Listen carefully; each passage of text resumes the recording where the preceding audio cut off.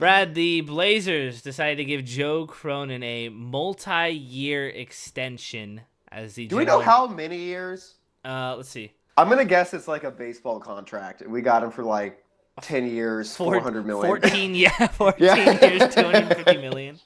Just to make sure no one else got Joe Cronin. Yeah. Well, how are we feeling about it? Are you happy about this? Black and white, I am happy about this. Yeah, same. Because the thing is that at least to me, like, it's stability and it's commitment to a person, which I think is ultimately good. I've kind of always felt like, we're doing well, we're ahead of schedule, that's why he's earned this contract extension now. But I really did feel like what him and Schmitz and the whole front office are trying to build is really going to come to fruition in like 2028, 2029, 2030 with those picks that we got. And obviously, I think it's coming to fruition in 2026. Yeah, I'm more optimistic than you. Yeah, I think obviously we're trying to build like a winner, and he always says he wants to build a sustained winner, which we can talk about that because it's something like I've heard him say over and over. I just think like what they're trying to do is like as far as like a championship window, that's where I think we are. But I think we're obviously building steps towards. Does he say he wants a sustained winner a lot? He says that like all the time. Has a GM ever said, I want an unsustainable winner? No, but it's specific. It feels specific to me because he's not saying he wants to build a championship. Oh, okay, I see what you mean. What's so interesting about Cronin is I've never seen a GM who I'm less sure, and I really mean less sure as in like I have no idea exactly how much power he has. So many other teams have a very public hierarchy where, for some teams, the owner has more power. For some teams, the owner gives the GM more power. For some teams, the coach has a lot of input in what the GM does. With us, I've never been less sure of exactly what the hierarchy is. I don't know for Cronin how much he's a talking head for ownership for Jody and Bert Cold. Bert Cold, who's like apparently the shadow owner of the Blazers. Really? He's I didn't know that. Yeah, he was Paul Allen's like secondhand man. He was the CEO of Paul Allen's company, and he is supposedly more. I mean, this is what people like Chad Doing always says this, and like guys who like sort of know the team say that it's Bert Cold is just as much the owner as Jody is. Yeah, but it's like 90% of fans wouldn't even really know that. Yeah, because he is so the opposite of a figurehead. And even when it comes to, recruiting players, scouting, the guys we're trading for, like you see a lot of guys like, I feel like Mike Schmidt might deserve more credit for it. So when I say I'm not trying to take credit away for Joe at all, I'm saying very truthfully, we have the least publicly known hierarchy of any NBA team. Yeah. And I'm kind of saying that as an exaggeration, but maybe there's other teams that are like that. At least it shows that there is some stability. Yeah.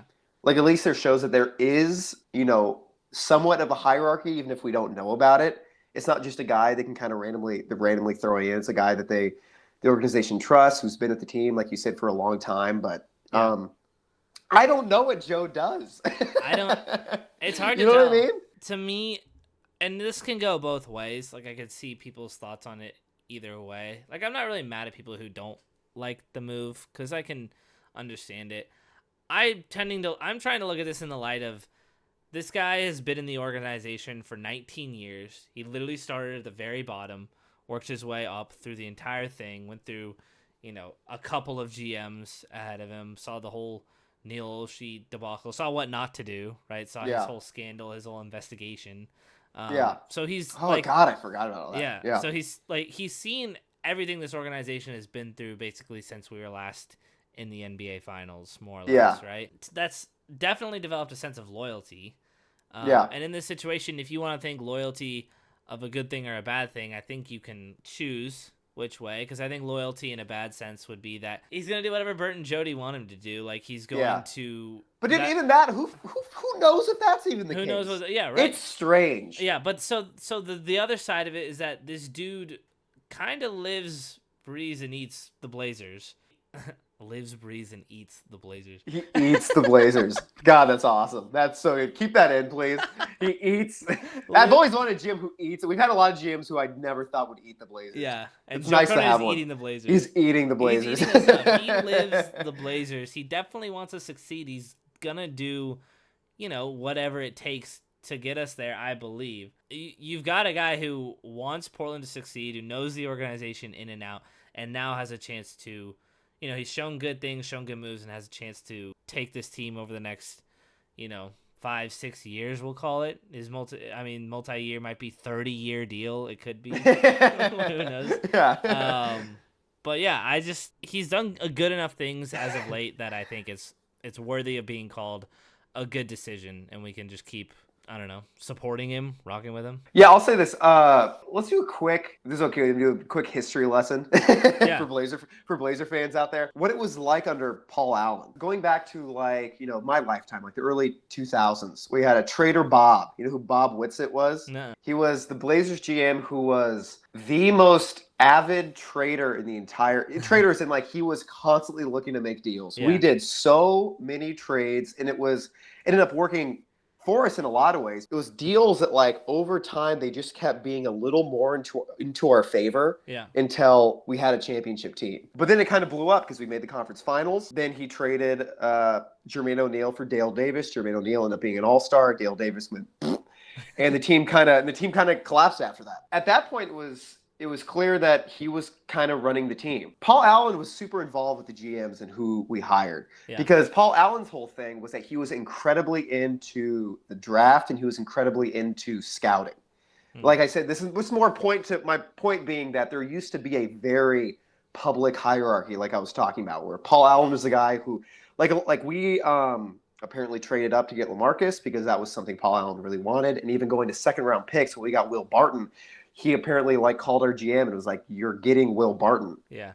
We fired Rich Cho, our GM, after 3 months of having him. This was in 2013 or something like that. We fired him because Paul Allen didn't get along with him. Yeah. It was at the time bonkers. We fired Kevin Pritchard the time before on draft day, and he had to finish the day with the team and draft our players. So my point to that being, we had one of the most obvious what everyone was doing for the Blazers organization. And it was cool because we kind of knew where everyone was at, who was involved with what. Paul Allen was a super hands-on owner in a lot of different ways. And then when he died, it kind of seemed like Olshey and Stotts were running the team. That was kind of Olshey seemed to be doing everything from what I could tell. Right. It never seemed like there was any type of ownership input, which maybe there was. Because more and more, I think Jody isn't as bad of an owner as people make her out to be.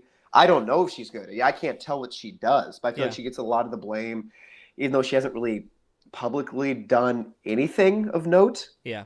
I'm happy we got Cronin because I like where the organization is headed as a whole. And we look through the decisions we've made, Cronin's made, or the organization has made up to this point, and I think I always feel like we're kind of really lucky to be where we are right now, given how bad some of the moves he's made have been. Well, so Cronin's moves since he got hired, I think, have been up and down. I mean, he's done a lot. Cronin's first big move for the Blazers trades C.J. McCollum, Larry Nance Jr., and Tony Snell to the Pelicans for Nickeil Alexander-Walker, which hurts. Who we then immediately cut. Josh Hart, Didi Louzada, Thomas Satoransky, a 2022 first-round draft pick that we didn't end up being able to use because the Pelicans played too well. Made the playoffs. Didn't make the playoffs? It was they made the playoffs, I think. Yeah, they got CJ made the playoffs. Whichever one they weren't supposed to do, they did. They did, and it sucked. So we didn't get the pick. We cut Alexander Walker, and so it ended up more or less being CJ McCollum and Larry Nance for Josh Hart. Is essentially what happened. Cutting Nickeil Alexander Walker, which should be of note. Which honestly, on paper, you look back, you think getting Josh Hart for CJ isn't that bad. Yeah. Because Josh Hart was my dude. He's probably my favorite Blazer of the last 4 years. I mean, he kind of had issues here with I guess his role. I can't think of a guy who would fit this current Blazer team that we actually had on the team and let go for Cam Reddish and Chris Murray. Even though I like Chris, but he's not Josh Hart. He would have fit so well with this team. It's unbelievable. He feels like the perfect sort of missing piece to this team right now, from being where we are to being a legit playing borderline playoff team. Basically, we didn't think we'd be able to give Josh an extension, but looking back, we completely could have because we traded Dame. I think that's a massive mess up from Joe. Yeah. I still think that's huge, and that bums me out. And there's also the Norman Powell trade. Traded Robert Covington and Norman Powell to the Clippers for Eric Bledsoe, Keon Johnson, Justice Winslow and a 2025 second round draft pick that we don't have for whatever reason. Yeah, it was bad. It was a bad trade. It was back-to-back. He started by trading two guys who supposedly didn't have any trade value and who are, Norman Powell's a borderline all-star this year. Yeah. CJ is, he's CJ, but we got Josh Hart for him, which we got rid of Josh Hart then a year later. I thought it was a pretty disastrous. That's kind of why I said, like, it's pretty amazing that everything kind of worked out. Yeah. Because it's worked out despite a few really bad moves. Because, dude, imagine on this team right now having Norm and Josh Hart. Yeah.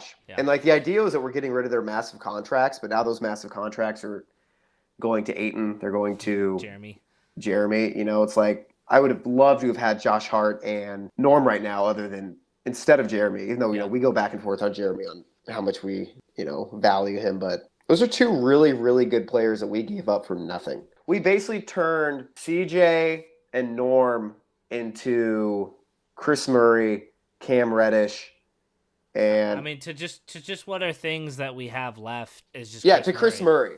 We turned those three guys into Chris Murray. Yeah, 3 years. 3 years went by, and what we got out of them was Chris Murray. Also, the Nickeil Alexander-Walker thing is kind of just a more of a gut punch than an actual flaw, I think. Another guy who'd be an amazing fit on this team. He's looking incredible. Just like an oversight. A complete oversight to lose that one. He's then hired full-time at the end of the season. He selects Shaedon Sharpe and Jabari Walker in the 2022 draft, which are both hits. Jabari Walker for value was an awesome hit. Yep. And Shaedon was a risky pick at the time, but is now... I think at least the most of the fan base. It was a good pick. It was a good pick, right? He trades a first-round pick and 2 second-round picks for Jeremy Grant, signs Gary Payton in that offseason of 2022, gives Nurkic and Dame extensions. Gary Payton was the worst signing other than Evan Turner in my life, especially just because of what it meant. That was kind of like the final, this isn't going to work out with Dame, was when we decided to give Gary Payton that contract instead of someone like Bruce Brown. Yeah. Who could have been, or someone else who could have been at least a solid contributor to the team. There was never a point where we were like, ooh, Gary Payton is doing something productive for this team. Yeah. It was from the jump bad. So, and the first round pick for Jeremy at that point in the season, it was fine. It was fine. What comes next with Jeremy is probably more what we can That was in the summer, right? We traded that was in the Jeremy. summer, July 2022. So then we get into the season, and I think we're playing bad. Dame is trying to carry. Gary Payton's not working out. Josh Hart's frustrated with his role, maybe. Well, we were playing him. The worst coaching I have ever seen from a Blazers head coach was Chauncey's handling of Josh Hart. Because we're using him as a small ball 3 next to Ant and Dame, and basically using him as a corner 3 guy, but he was completely afraid to shoot threes. As you can still kind of see, an issue he still has. Yeah. Then Gary Payton wants out. So we trade Gary Payton for Kevin Knox and 5 second-round picks. Trade Josh Hart for 2 first-round picks, one of which doesn't convey. The other one we turn into Chris Murray, as we talked about. Plus, we get Cam Reddish, Matisse Thybulle. Yeah. Did we take one of those picks and trade it for him? Is that what we did? It might have been. It's okay. We don't have to be spot on about that. What we end up with is Matisse Thybulle. Is Matisse Thybulle and Chris Murray after trading Josh Hart. Yeah, it was kind of a weird trade because, okay, we're getting rid of Josh Hart, so are we trying to win still? Because we also just got Matisse, who was an All-NBA defender. Love Matisse. I'm happy with that. We go into the 2023 draft. We take Scoot, Ryan Rupert, and Chris Murray with that Knicks pick. Scoot, it felt like was kind of a pick we I don't know about had to take. Well, how about not trading the pick? How about not trading the pick? We decided to go for the future, and that was, the ballsiest decision. After that, trading Dame, just trading Dame had to happen. Yep. But that was the decision to trade Dame by not trading that pick. Yeah. It was. I think most fans would agree it was time. It was time. Yeah. So I think, look, right now, do I wish the Blazers took Amen Thompson instead of Scoot? I won't say. I won't say anything. But at the time, it did feel like Scoot at 3. Everyone was thrilled to get Scoot. Thrilled. We were over the moon that it wasn't Brandon Miller that we had to take there. No, that is not true. Dude, that is not true. People were clowning the Hornets for taking Brandon Miller. I wasn't. Yeah, you might not have been. I love Brandon Miller. I would have loved him on this team, but Sure. Amon Thompson would have been. But I was watching highlights of him last night, and we like Scoot. We're not disparaging Scoot, but it's just because he's going to be an important part of this team. Yeah. But unfortunately, Amon Thompson has lapped him in terms of like upside in production right now. He looks like generational, and not in the way that he's a generational level of talent, but the type of talent he is. Amon Thompson's like the only Amon Thompson in the NBA. Yeah, a guy who can't shoot at all that is completely wrecking teams. Exactly. 6'7", can bring up the ball. Like, he's a special player in the way that you can't just go and trade for a guy like him. Yeah. So that him getting taken at 4th is probably it might sting more and more as time goes on. But I can't consider that a loss for Cronin based on how everyone was feeling. Yeah. On the night of the draft. In fact, I would call it a win just because he didn't trade the pick just to trade it. Yeah. We pivot with that move, but then for some reason signed Jeremy Grant to a 5-year, $160 million extension, which is probably the most glaring, and it's the move from Cronin that stands out to me more than any other one, because we talked about the how bad were the Norm and CJ and Josh Hart handling was and all that, but those first two were right off the bat like, here's this franchise where it's stuck in the mud, like, go try to do something, and it failed, obviously, but it's his first moves at all, and he was really, I think, just under pressure to, like, something had to happen, and he tried it, right? And so, like, that one's, like, I give it more of, like, okay, that's your first mistake. With the Jeremy Grant signing, it totally feels like you knew what you were going to do going into the future, and then you still tried to play the middle and sign Jeremy with Dame not having yet requested a trade, and then he requested, I think, like 24 hours after you signed Jeremy Grant to that extension. So that one is the most, like, what the hell are you doing, handcuffing the future type move. So that was odd. But then Dame requested trade, so now we're with Jeremy and Scoot, and Dame's going to go. And then we have the Dame trade. I think most everyone knows the haul. I'm going to read it off quick. We trade Lillard, Nasir Little, Yusuf Nurkic, and Keon Johnson. We get DeAndre Ayton, Toumani Camara, Drew Holiday, the Bucks' first-round pick in 2029, and the Bucks swaps in 2028 and 2030. So we own the Bucks pick for the 3 years. We then take Drew Holiday, trade him for Malcolm Brogdon, Robert Williams, the Warriors 2024 first-round pick, and which we ended up trading with Malcolm Brogdon for Denny, and the 2029 Celtics first-round pick. So we have, and then take kind of all that and trade it for Denny. Is what it comes down from. So you're taking, and just reading that off, I'm kind of realizing this more. Everything we got for Denny, we got in this Dame trade. It ended up being Nurk and Dame in this year for Denny, Toumani, Ayton, and a first-round pick and 2 pick swaps. Yeah. And Robert Williams. I have some conflicting thoughts still on the Dame trade. I thought the way Cronin handled it was still kind of I didn't like the way Dame handled it more than anything publicly with his agent, but people aren't going to like this. I'd separate the Ayton for Nurk trade and Toumani as separate. Yeah. Because apparently, and this is true, that was something that had been communicated about for a while, and it sounds like that was most likely going to happen no matter what, which that was a home run of a trade, trading Nurk for Ayton. I can't stand DeAndre Ayton, but Toumani, we got an incredibly important part to our future there. Our inability or how much we refuse to talk to Miami, supposedly, I think was weirdly stubborn, because as awful as Miami was, as horrifically annoying as their fan base was, I think the Miami package might have still been better. And the reason I say that is, well, for one, Toumani was part of a separate trade, so I'm not counting that. So I'm seeing it as we traded Dame for what ended up being Denny, Robert Williams, and some really good picks. The question here is, could we have gotten Denny, even if we dealt with Miami?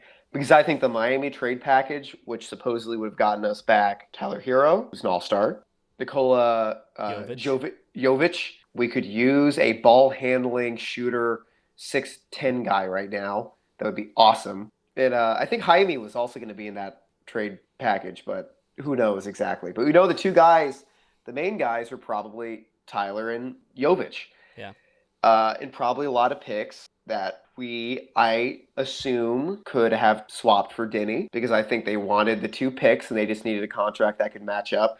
I think that we could have made that work with whatever we got back from Miami. There's some contracts we could have just gotten back from them to send to the Wizards and still gotten Denny. We could have had Tyler Hero at point guard right now, which is he's basically Ant if Ant was always good, and Jovic, who we need another ball handler who's big and can shoot, and he looks like he's going to be, at worst, a pretty good player. We refuse to negotiate with Miami. We know that. We know that Cronin was incredibly stubborn about that, and for good reason, because they were being the Heat are maybe the most entitled franchise, both from the front office all the way down to the players, all the way down to the fans and the entire NBA. So I'll call it a wash, I guess, but dude, I would have loved to have had Tyler Hero on this team. We could have then flipped Ant we could have honestly just sent him for Denny. You know what I mean? Yeah. We could have just done that. I'm unbelievably happy we have Denny and Tumani. Yeah. Sorry, I don't think trading with Milwaukee was the only way to get Denny. So because of that, I still would have preferred the Miami trade, and I don't like how we didn't negotiate with them solely out of probably deserved stubbornness. I honestly have to... Hot take. I know. I honestly have to completely disagree. I think, to be honest, the way he handled the Miami trade was to put his foot in the ground. You see Joe Cronin take himself to the plate and say, I'm not going to go and do whatever you want. I'm going to go listen to other offers. And he sits down. He didn't go jump to the Bucks trade immediately. He sat down for a whole summer and thought about everything and really took his time and looked at all the deals. And so what I feel like what he did was show patience, show that he's going to go to bat for the Blazer organization, and he's going to stand up to these guys who have been in the league for fucking 50 years. Yeah. Right? And he said, even if it means getting us a worse package. If that was the case, then I still can see some good in it. If you're telling me that for sure was the case, I don't think that was the case. I think you bring in Tyler Hero to go next to Anthony Simons, and I go, what the fuck are we doing? That we have two Anthony Simons right now. I want, how are these guys going to play together? Scoot. We now have Scoot. Right? And Shaden. Where do we go from there? How do we bring Tyler Hero in? I didn't want that at all. Jaime Jaquez has since fallen off a cliff. He's out of the I don't know if you noticed, he's out of the Heat rotation now. Yep. And he looked really good his rookie year, but that's because he was 23. That's why I didn't include him. I was like, I don't really care about him. I never thought he was that good. Jovic is so up and down. Sometimes he looks okay, sometimes he's not. I could totally see him bottoming it out in our roster. I agree, the fit, and he's an intriguing young guy to bring in for us that I think could fit kind of well, but. I never really knew what the picks were going to be, and I think these picks that he got are amazing. I mean, you think about what the Bucks' outlook is going to be in 2028. That could be an absolute home run. You think about what this. I mean, even the Celtics could fall off by 2029. They're paying all of their guys right now. They're going to lose some people. Yeah. This seems well timed up for two East teams that are going to completely fall off a cliff by the time it comes around, who are expending everything for their championship window. We might have been able to get Denny, but I think Malcolm Brogdon and 2 first-round picks. I don't know if we're getting more than 2 first-round picks out of that Heat deal. I would assume we did. I mean, we end up with a Warriors first-round pick. That's number 14. We get 1 first-round pick, 2 more Bucks and Celtics, and 2 pick swaps. I don't think we're getting all of that from the trade. I'm a pretty big fan of what Joe Cronin was able to do with the Lillard trade. I think when you include it with the package to get Tumani and DeAndre Ayton, because we did grab Grayson Allen from the Bucks. In that trade and give them to the Phoenix. So there was one aspect of that trade that needed to be pulled off because we traded Dame. I think when you take it all into account, I think when you take the patience of it, and I am a fan of how he put his foot down for the organization. I think it was a home run that started what turned around from basically nothing good besides a couple of draft picks for the first year and a half of his tenure with the Blazers to what has since then been nothing but great moves. The next thing he did was in February 2024, the trade deadline, he traded I think it's hilarious that it's quoted this way, a 2027 top 55 protected second round pick to Nice. Boston. That means if the second round pick is the 55th pick in the draft, then we get to keep it. Yeah. We'll only give it to him if it's 56 through 60 It's awesome. for Delano Banton, which Yeah. is objectively a good value move. I don't know, Yeah, whatever you for want to feel sure. about Banton. I love Bandy. Yeah, He's but hilarious. He's fun, and he sometimes is really good. Yeah, and then on April 2024, he trades the 14th overall pick, which turns into Bub Carrington. And I want to say real quick that anyone who's going to try to compare Bub Carrington to Denny and think of why we lost, we would never in hell have taken Bub Carrington with Scoot on this roster. So I don't want to hear that. You can talk about Connect or something, sure, but that Malcolm Brogdon. And the second most favorable of 3 first-round picks in 2029 for Denny Avdia and a second-round pick. We draft Donovan Clingan, which seems like a win to me. Huge win. Humongous win. Huge win that he fell to us, and we decided to take him. Now we have this team that was the first team to beat its Vegas win total. Is, what are we at, 34 wins right now or something like that? Well exceeding everyone's expectations. And he essentially went on that run and saved his job from, I call it from the Dame trade, definitely saved his job by getting at least Tumani and Denny Avdia. And that's what earned him this multi-year, 65-year extension with the Blazers. So, Well, dude, that's why I like the deal, is because even though I haven't, honestly, looking back on it, I haven't liked overall the majority of the moves he's made. The two that have worked out so there's just been things that have worked out so incredibly well. Tumani worked out so incredibly well. Denny worked out as good as it can. And Clingan has been humongous. So I'm glad that now that we finally have an identity, I'm really happy that we have him here to keep that identity and that vision going. I think this next offseason, I'm glad we have him because I think it is easily the most important offseason this team's ever had in my wow. Blazer fandom. Wow. Oh, that's a juicy take. I believe that because we're in a weird spot where we just ran the youngest team in the NBA that got us nearly to a play-in spot. Yeah. We went 22-16 since the second half of the season started, meaning game 42. But it's kind of strange because even though we've seen success from a really young team, we have a defensive identity, I don't still quite know where we're going direction-wise with the organization, with the team. Yeah. I still think that we don't know for sure what Shaedon is going to be. We don't know what Scoot's going to be. We don't know what we're going to do with Ant. And also, what are you going to do with Jeremy? What are we going to do with DA? What are we going to do with Rob? There is so many question marks this season because in my eyes, there's no way we go into the next season with the same roster. Or maybe we do. And maybe that works out because a lot of people didn't think that would have been a good idea going into this season. It worked out pretty well. So who knows? I don't know, but I'm glad we have Joe to see that out because I thought it would have sucked to have a guy come in and have a completely different vision for the franchise that has messed up something that is finally at a good point. So even though I don't like a lot of the moves Joe's made, I do like where we are now, which I know is kind of contradicts that. And I'm glad we have that guy to have some stability to finally see out what is supposedly his and the organization's vision. He's done a good job of hoarding talent, even if it's at the expense of playing some of our guys or kind of, giving Chauncey headaches trying to deal with these starting lineups and things. I like that it's being reported that he's not treating guys like trading chips, right? Yeah. But when I sit there and look at them like trading chips, I feel like we have a lot. If he can just get them to the right team. So the reason I feel good about it is because, like you said, there's so many question marks.